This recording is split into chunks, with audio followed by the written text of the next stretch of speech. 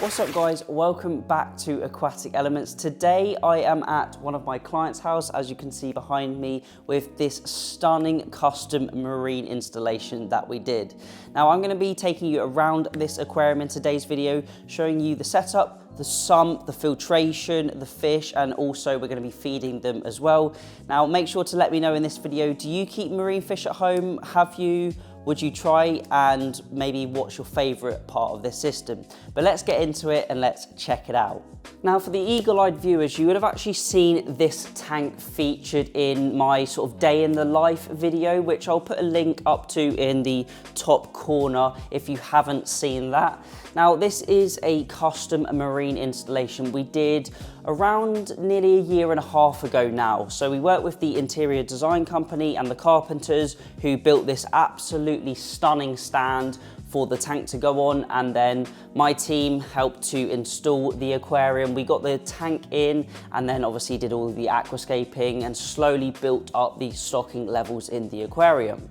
Now starting off with the system itself, then we'll head down into the sump area and check out the filtration. I also want you guys to let me know, have you kept marine fish in the past, and also maybe how would you lay the sump out a little bit different? Would you add anything extra? Would you take anything away? So let me know down in that comment section. But starting off with the display, we've got around 700 litres. Now this is a really odd shaped aquarium. It's completely custom to fit this cubby, I suppose you could say, in the upstairs of the house. And the display holds around 700 litres, as I mentioned, and we've got around 150 to 180 litres in the sump as well. So we're generally looking around 800, 850, something like that, with obviously the rock in there which displaces some of that water. But let's head down into the sump section and let's check that out. So now we're down in the sump section, which is a really nice open cabinet space. We've got no sort of central pillar in the way, and that is because this tank is built on a powder coated steel stand, which holds the weight of the aquarium and means we don't need any extra bracing. We've got hidden within the woodwork, we've got the pillars of the steel stand, and then there's slats running underneath the aquarium as well, which has then obviously got its hardwood on top of that for the tank to sit on. So coming down into the filtration section, first off, the water flows down into the first chamber of the sump, flows through and then is returned back up to the aquarium with a TMC return pump. Now I'm going to run through the equipment and sort of how the sump works for those of you who don't know. The water's going into this first chamber where we've got a large amount of macroalgae, which consists of Chaetomorpha, and I believe we might still have a little bit of Caulerpa in there as well. Now this helps to remove any nitrates, and it also helps a little bit with the phosphates. It provides a safe haven for zooplankton to live in, which will then make it through the way through the sump and into the display for the fish to eat. It also helps to balance the pH as we have it running on a reverse light cycle, where this light turns on at night, which means the algae can photosynthesize, and then in the daytime we get any algae in the display photosynthesizing, and it helps balance out the pH. Now I could really go into depth on this, but I'm sure if you guys really want to learn about that, you can check out another video on YouTube and find out exactly how that works. But afterwards, it goes down into the next chamber where we got our Eheim heater. We've also got a Bubble Magus skimmer, which is a little bit underpowered for this system, but I'll explain why that is a little bit later in the video. We've also got our media reactor where we've got Roaphos and carbon. The carbon helps to remove any impurities from the water, anything that makes its way into the tank like chemicals, and the Roaphos is really helping to remove that phosphate that the algae struggles to do so, as it doesn't quite do it in equal parts when it removes it from the water. So the Roaphos helps us with that. We've then got a bit of sponge which acts as a bubble trap, removing any potential sediment that's made its way through the first two chambers, and then it's returned back up by a TMC Vari-Speed pump, and we've also got the TMC Auto Top Up, which is in this chamber here. Now finally, you can see we've got a dosing pump And we have that just sat up here, which is the single head D&D pump, which magically has literally just turned on as I was speaking about it. And inside this, we use the Alpha Reef powder. Now, the Alpha Reef is a product I absolutely love, and I use on quite a lot of my clients' aquariums. Now, this is an all-in-one calcium, magnesium, trace elements, KH. It's got everything your corals need in it. You simply mix it up with some water, some RO water, which we've got our barrels just to the side, and then we can add it to this chamber, which doses daily into the aquarium and keeps the levels good for the corals and allows them to grow and thrive in the tank. Now, I also do have some frozen fish food, which we are going to be adding to the tank as we head up to this display. So let's actually check out the corals and fish within the tank. Now, moving on to arguably the best part of the system is the display. Now, just before we check out those fish and corals, I just want to show you the upper area that we've got above the tank.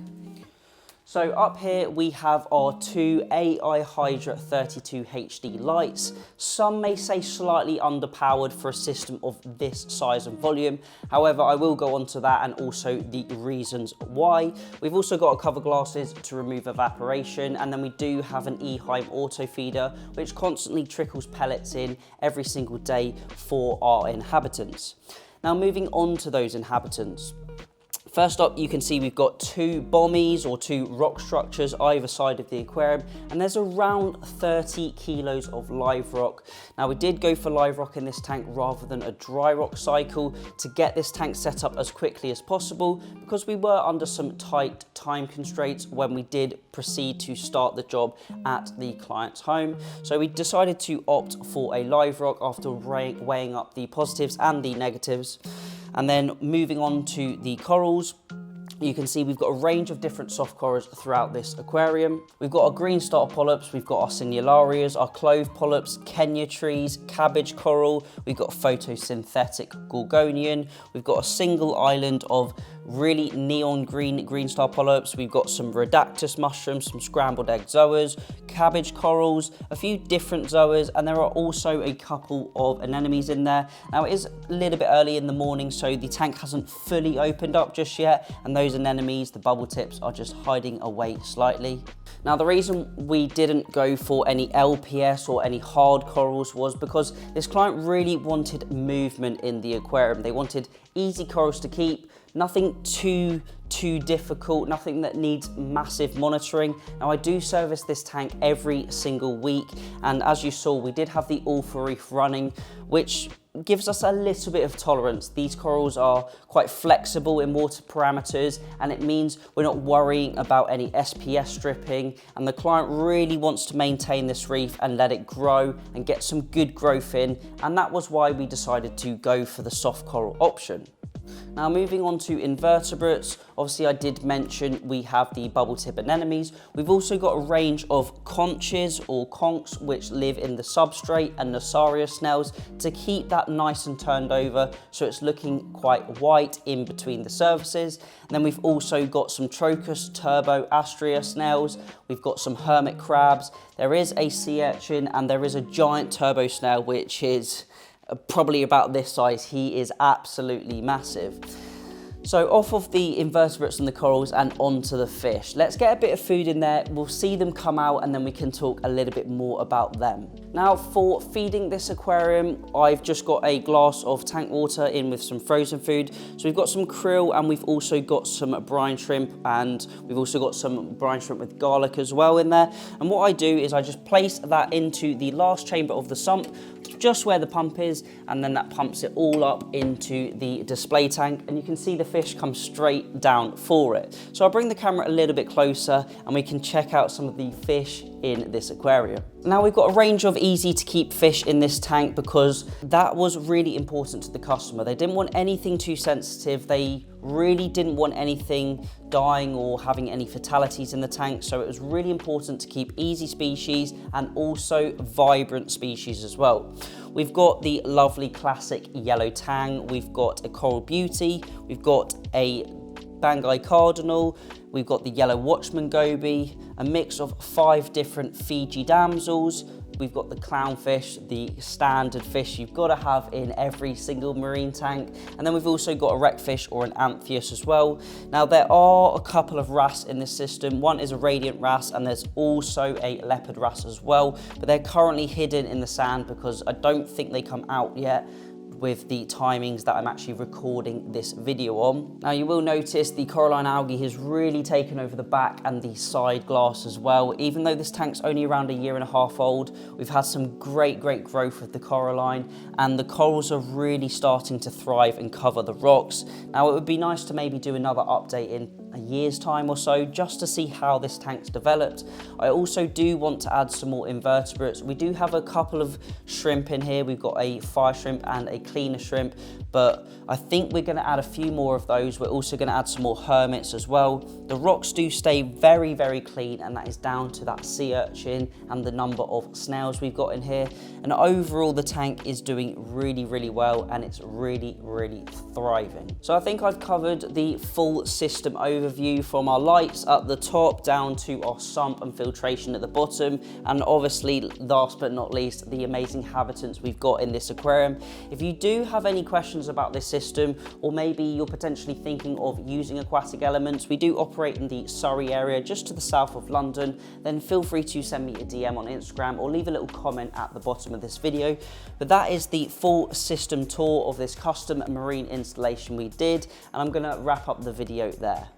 And that is it for today's video here at the custom marine installation. Hopefully you enjoyed today's video and something a little bit different. Now please let me know down in the comment section if you do like this style of video and want to see more of our customer installations potentially, or maybe there's something else you would like to see on the channel. But that's it for today's video. Thank you all for watching. Remember to keep those water changes up, and happy fish keeping.